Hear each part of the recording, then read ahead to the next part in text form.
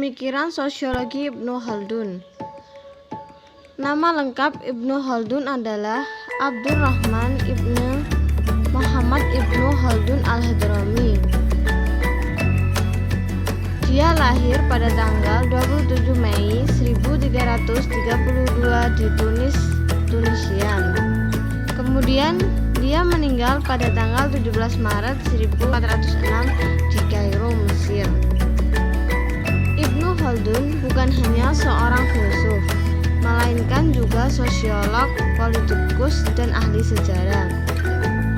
Sosiologi menurutnya merupakan sarana untuk memahami sejarah dan kondisi sosial masyarakat pada suatu generasi, proses perubahan dalam suatu masyarakat, faktor dan pengaruhnya dalam peta peradaban suatu bangsa. Dalam konteks sosiologi, Ibnu Khaldun membagi masyarakat menjadi 3 tingkatan. Yang pertama, masyarakat primitif, di mana mereka sebelum mengenal peradaban, hidup berpindah-pindah dan hidup secara liar. Kedua, masyarakat pedesaan, hidup menetap walaupun masih sederhana. Mata pencaharian mereka dari pertanian dan peternakan. Dalam kelas ekonomi, mereka dibagi menjadi 3, yaitu petani, pengembala sapi dan kambing, serta pengembala unta. Sedangkan yang ketiga, masyarakat kota. Masyarakat ini menurutnya sebagai masyarakat berperadaban, di mana mata pencahariannya dari perdagangan dan perindustrian. Tingkat ekonomi dan kebudayaan cukup tinggi, mampu mencukupi kebutuhannya bukan hanya kebutuhan pokok, melainkan juga kebutuhan sekunder dan mewah.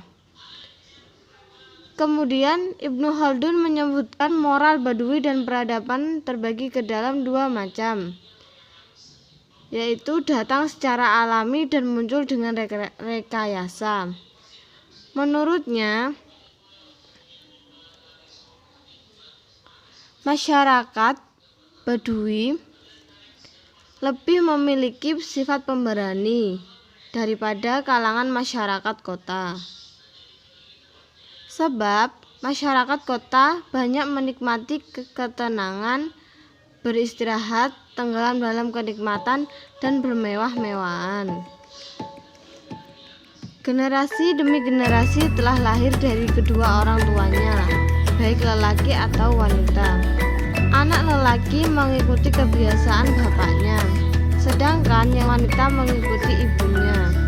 Sementara masyarakat Badui kurang mengadakan perkumpulan dalam sebuah komunitas. Mereka melakukan pertahanan terhadap diri mereka sendiri, tidak mengandalkan orang lain, dan condong menggunakan senjata. Ibnu Khaldun menganalisa juga tentang pengaruh iklim terhadap moral manusia. Wilayah yang diduduki orang-orang dengan udara panas seperti Sudan dan negara Arab. Begitu juga dengan masyarakat yang berasal dari Teluk. Penduduk yang wilayahnya kering, biasanya mereka mempunyai tabiat selalu merasakan kesedihan. Sebab kemungkinan karena mereka tinggal di wilayah dan daerah yang iklimnya bisa mempengaruhi moral mereka. Kondisi menurut Ibnu Khaldun semakin lama semakin mengalami pergeseran dan pergantiannya waktu struktur. Masyarakat juga mengalami perubahan berdasarkan perubahan orientasi dan sosiologi, sebagaimana yang dianalisa oleh Muhammad Ismail dalam bukunya Sosiologi Al-Fikri Al-Islami. Perubahan yang terjadi dalam masyarakat bukanlah merupakan pengaruh dari luar, melainkan merupakan reaksi yang timbul dalam internal masyarakat yang menjadi tabiatnya. Menurutnya, akar sosiologi dapat ditelusuri dari 3 fase dan struktur sosial yang merupakan bentangan sejarah klasik sebelum masa kenabian. Ketiga, struktur ini nantinya akan mempengaruhi wacana pemikiran sesudahnya. Pertama, struktur rohaniawan.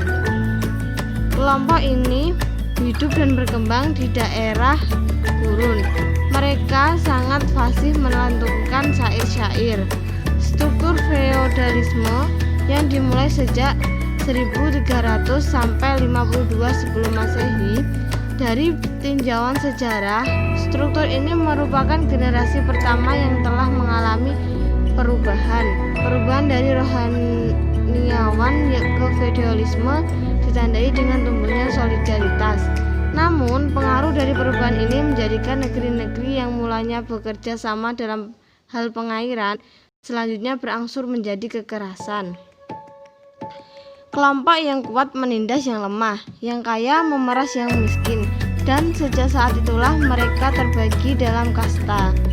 Tanah-tanah pertanian dibagikan kepada para pemimpin sektor atau wilayah.